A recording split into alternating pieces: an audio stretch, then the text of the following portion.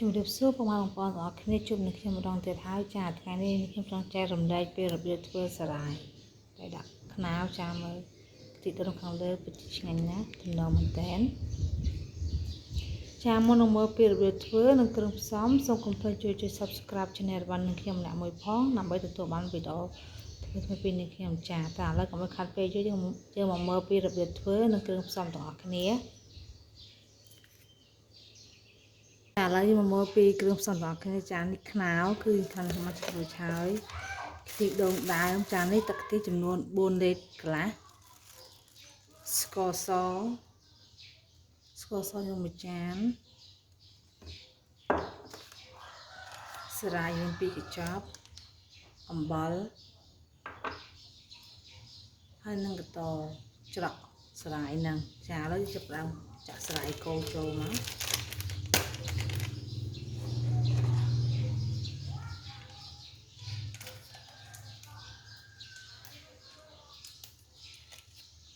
សាច់ចូលមកស្រាយ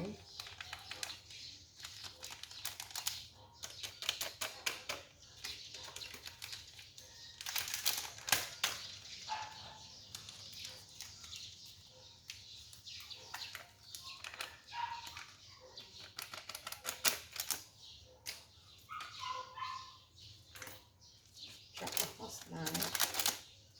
ហើយយើងកូរវាមកឲ្យវារលាយសិន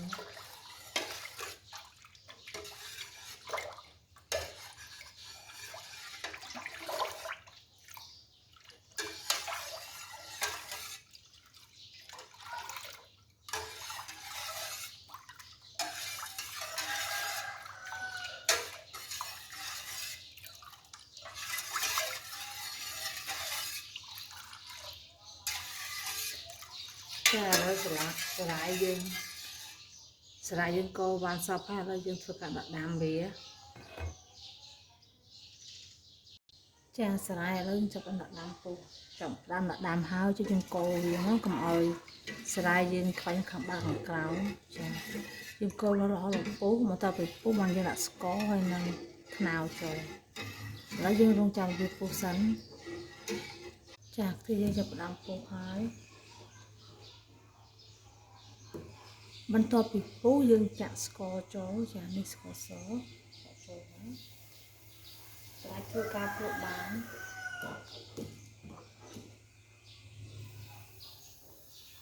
យើងចាក់អស់មកផ្អែមតែសាខ្ញុំចាក់ផ្អែម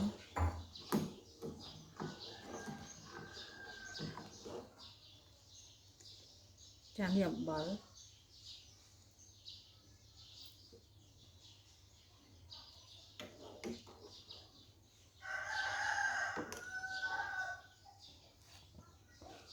ដាក់មកល្មមទៅអំបិល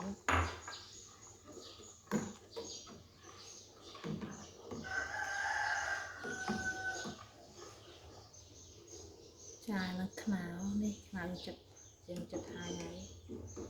ធ្វើការដាក់ចូលបាន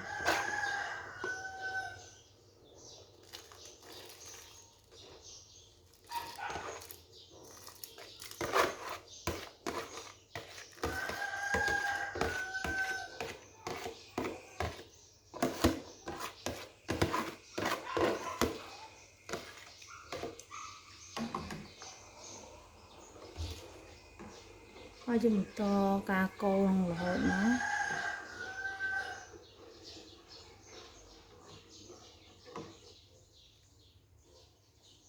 ស្រាយយើងចាប់ដើមពុះហើយតែយើងបន្តការកូរវារហូតដល់យើងដាច់ទឹកបន្តិចមក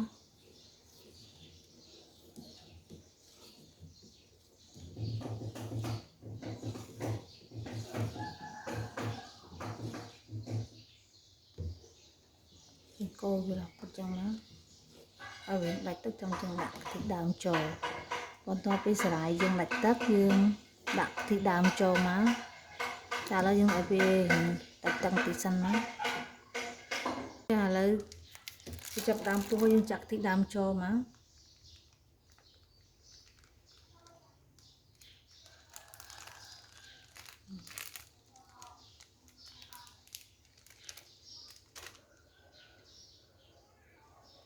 ហើយទុកឲ្យវាពុះសិន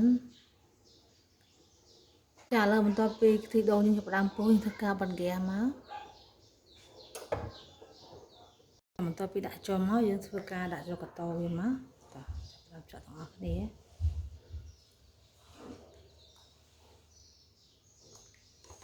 យើងក្តៅបន្តិចចាអញ្ចឹងមក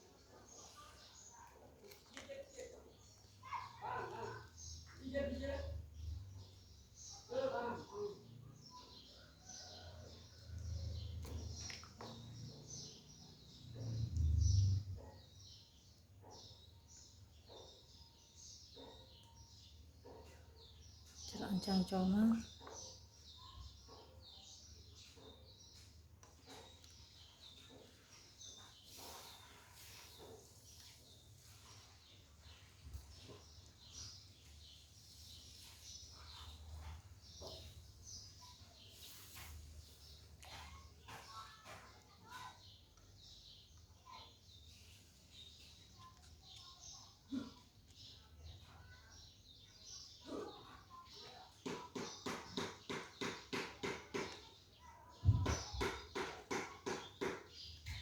យើងច្រកអញ្ចឹងរហូតដល់ហើយមក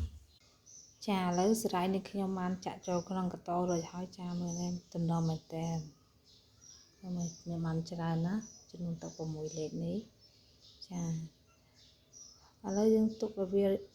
រឹងសិនបន្ទាប់ពីវារឹងហើយมันយើងអាចញ៉ាំបានចាឥឡូវយើងទុកឲ្យវាត្រជាក់សិន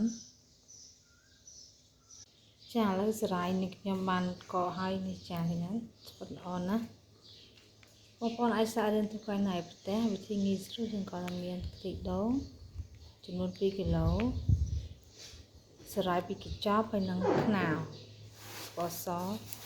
ចាអរគុណសម្រាប់ការតាមដានទស្សនានៅ Channel របស់នេះខ្ញុំសូមកុំភ្លេចជួយ Subscribe Channel របស់នេះខ្ញុំម្នាក់មួយផងដើម្បីទទួលបានវីដេអូថ្មីៗពីនេះខ្ញុំចាជាចុងក្រោយសូមអរគុណសូមជម្រាបលា